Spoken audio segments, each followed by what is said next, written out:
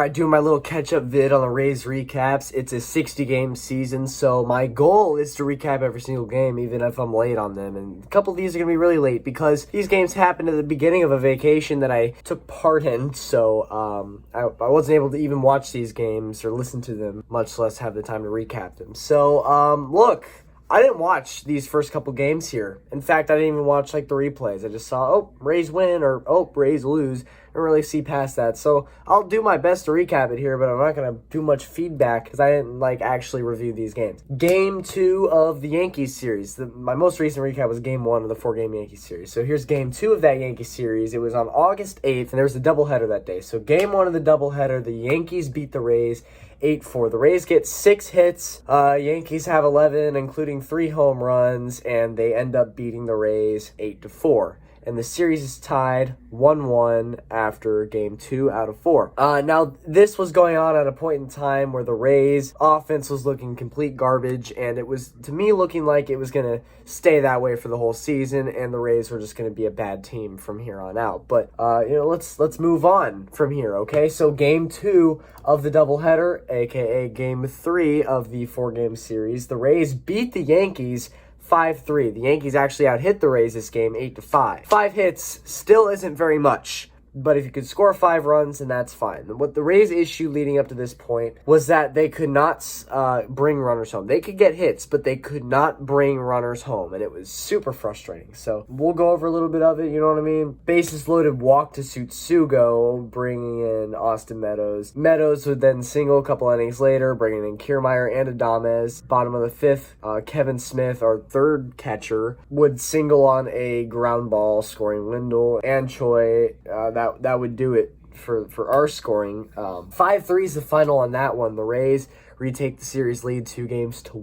All right, so those were 2 games that happened on the same day. The Rays' record at this point is 7-8, one below 500. August 9th was the final game of the Rays versus Yankees 4-game series at Tropicana Field, and guess what? The Rays won. The Rays won this game 4-3, meaning we beat the New York Yankees in a 4-game series 3-1. I feel like when the Yankees come to Tropicana Field, they always struggle. That's a different story when we go to the Bronx. That's always a pain in the ass for us. But it's a pain in the ass for the Yankees to visit the Trop. There's that, man. The Rays beat the Yankees. Our record is 8-8. The final score in this one is 4-3. 8 hits from the Rays in this game. Offense is looking decent, pretty, above average at this point. There were a couple homers. Mike Brasso homered and Brandon Lau homered. So there were those two, and that's all you need to know. The Rays beat the Yankees 3-1 in a 4-game series, which was shocking, coming off a 2-game series split with the Red Sox and a sweep against the Baltimore Orioles. So it was pretty shocking to see that we had beaten the Yankees 3-1. August 10th, the Rays visit Boston. They go to Fenway Park for a 4-game series. Game 1 would end in an 8-7 final. Tampa Bay would win this game to take the first game of the series, and they actually had 16 hits in this game. 16. Offense was booming. This is the best the offense has looked all season at this point. It's been super frustrating all season so far, leading up until this game. This game right here was like the beginning of the offense starting to step it up. 16 hits is a lot. The pitching did give up 12 hits, but 16 was better than 12 in this game. The Rays win 8-7. Not a whole lot of highlights. There were no home runs, actually, just a whole lot of singles and doubles from the Rays, driving in runners. So there you go. The Rays take a 1-0 series lead in this 4-game series versus Boston. One day later, August 11th, the Rays would take Game 2 against the Red Sox 8-2. 8-2 would be the final here. The Rays and Red Sox both had 9 hits. Highlights of this game: Michael Brasso homered in the first inning. And that was it. That was the only homer. But no, again, it's the offense driving in runs with singles and doubles and whatnot. So there you go. Oh, FYI, Mike Zunino still sucks all this time later. The Rays record is now 10-8, and we have taken a 2-0 series lead against the Boston Red Sox. 2 games above 500. August 12th, here we go again against the Boston Red Sox, Game 3. The Rays would win again, meaning that we had clinched the series, and we would take a 3-0 series lead in this 4-game series. The Rays win this one 9-5 with 15 hits. 15 hits. This was a home run party for the Rays this game. Willie Adames had a home run. Brandon Lau had a home run. Yoshi Tsutsugo hit a home run. Austin Meadows hit a home run. JD Martinez for the Red Sox would hit a grand slam, and it still wasn't enough for them to beat us. We out-homered the Boston Red Sox in this game. The Red Sox didn't play horribly. They had 12 hits with 5 runs, but the Rays had 15 hits with 9 runs. Snell would get his first win of the season in this game. He is now 1-0. Rays' record at this point is 11-8. They are now 3 games above 500. Finishing up the series, August 13th was nothing other than dominant for the Tampa Bay Rays as they won Game 4, completing a 4-game series sweep against the Red Sox, their first sweep in Fenway Park since 2010 and the second in their franchise history. It's always lovely beating Boston, and there's nothing lovelier than sweeping a Boston team. So the Rays get not only a sweep, but a 4-game sweep. That's hard to do, sweeping a 4-game series, but they did it here against the Boston Red Sox.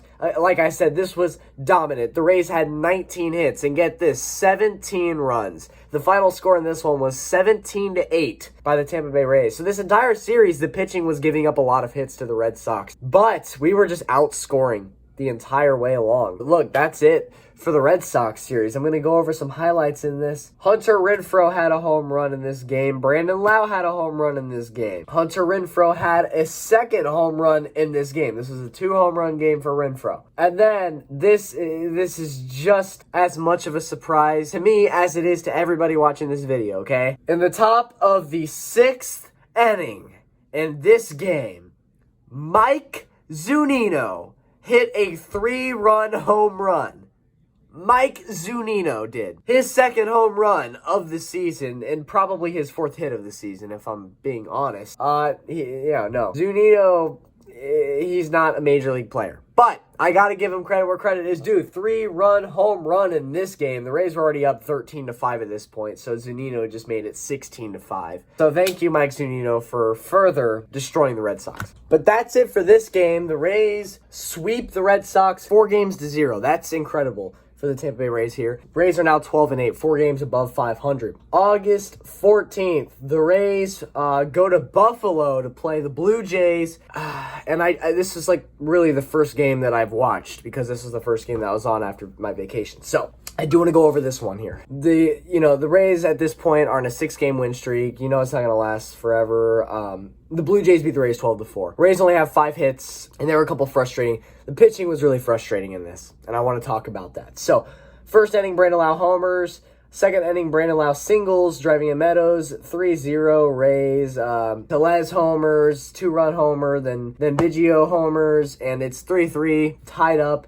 6th inning, Renfroe gets Willie Adames home on a sacrifice fly. Then, in the bottom of the 6th, everything just went to shit. Ryan Thompson would be the pitcher for the Rays starting the 6th inning. Gave up a homer to Grichuk. Then gave up a single to Tellez, and then Jansen flies out, 1 out, but still gave up a homer. And then, stuff that happens pretty often. Then they will put in Aaron Loop. He replaces Ryan Thompson, and this is just not good. Literally, one of his first pitches, he hits Biggio.